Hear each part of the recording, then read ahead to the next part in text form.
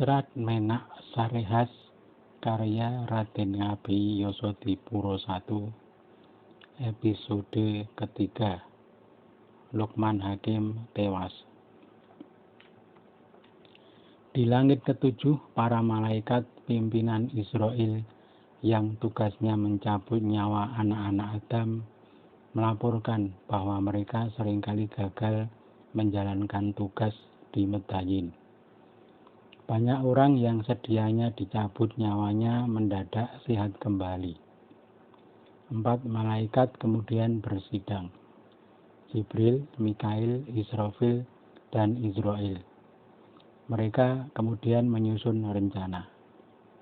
Penghulu para malaikat, Jibril, kemudian turun ke rumah Luqman Hakim dengan menyamar sebagai pasien yang akan berobat. Setelah mengucap salam dan dipersilahkan duduk, Jibril berkata, "Saya datang untuk minta kesembuhan."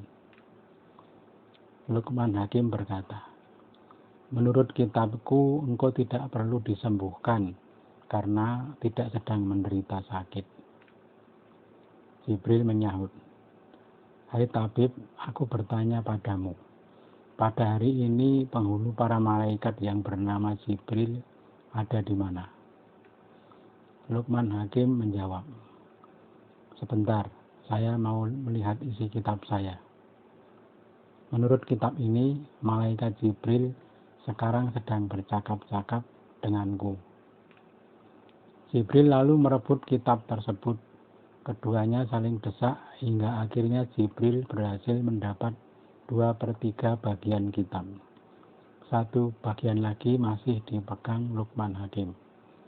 Setelah berhasil merebut 2 bagian kitab, Jibril terbang ke angkasa, meninggalkan Luqman Hakim yang terbingung-bingung. Dari angkasa, Jibril lalu membuang kitab tersebut. 1 bagian jatuh ke dasar samudera.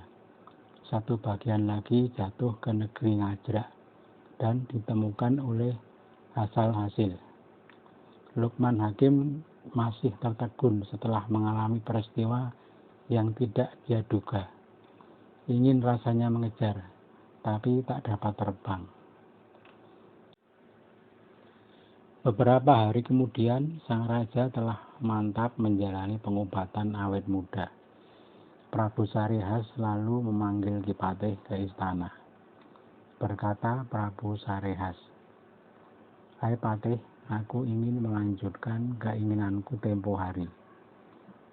Patih Abu Jantir berkata, "Hamba merasa tidak enak hati. Luqman Hakim baru saja mendapat musibah. Pagi tadi ketamuan orang yang minta diobati. Ketika Luqman Hakim mengeluarkan kitab, orang itu merebutnya. 2/3 bagian berhasil direbut. Yang dimiliki Luqman Hakim tinggal 1/3 bagian. Si tamu tak dapat dikejar karena menghilang secepat peluru. Bahkan larinya si tamu tak meninggalkan bekas sama sekali. Paduka, hamba sangsi. Jika bagian kitab yang direbut adalah yang berkaitan dengan menghidupkan orang atau membuat orang menjadi muda, maka sungguh mengkhawatirkan. Barangkali kemampuan Luqman Hakim akan menghilang. Sebaiknya dicoba sekali lagi, Paduka. Si tabib itu sendiri yang dipakai sebagai percobaan. Jika dia sanggup, maka bisa dipercaya." Sang raja berkata, "Baiklah, engkau tanya dia dahulu." Kipatih segera keluar istana untuk melaksanakan perintah. Sesampai di rumah Luqman Hakim, Kipatih menanyakan kesanggupan Luqman Hakim untuk dicoba kemampuannya membuat orang muda kembali. Luqman Hakim sendiri yang akan menjadi kelinci percobaan. Luqman Hakim berkata, "Baik, saya bersedia. Namun karena nanti saya berada di kuali, maka Paduka yang menyemburkan air. Ini ramuan yang harus Paduka semburkan untuk mengganti kulit daging. Juga ini ramuan untuk mengembalikan nyawa." Lukman Hakim lalu menunjukkan ramuan yang terdiri dari kulit, daging, dan tulang, serta sumsum.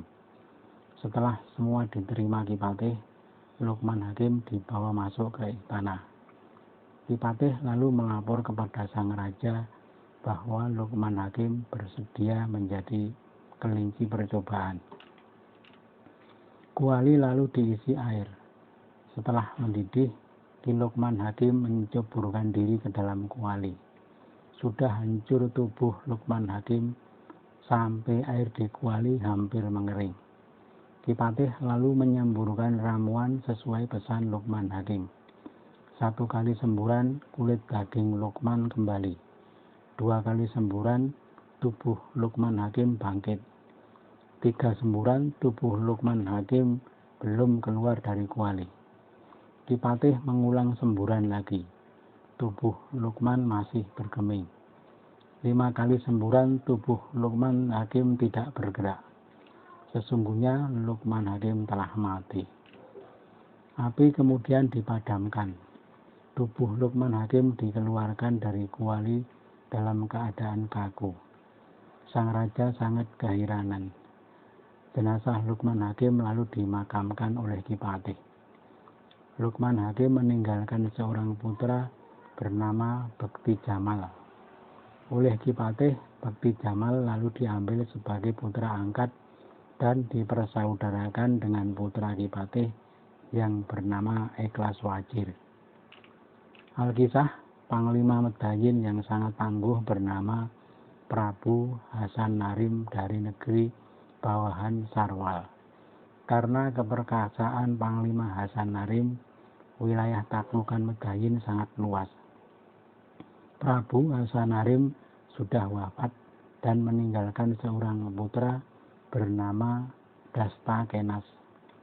Sama dengan sang ayah, Dastakenas juga seorang panglima tangguh. Tak ada yang sanggup melawannya sehingga pada masanya wilayah Medayin menjadi semakin luas. Dastakenas mempunyai putra bernama Rustam. Singkat cerita, Prabu Sarihas sampai pada akhir hayatnya. Sang putra Prabu Kobatsah yang kemudian menggantikan. Patih Abu Jantir juga sudah tutup usia. Kemudian digantikan sang putra Ikhlas Wajir. Senopati Dastakenas juga sudah wafat, digantikan Prabu Rustam. Negeri Medayin tetap tumbuh sebagai negeri besar yang membawai banyak negeri jajahan. Adapun Bekti Jamal lestari sebagai saudara Ki Patih Ikhlas Wajir.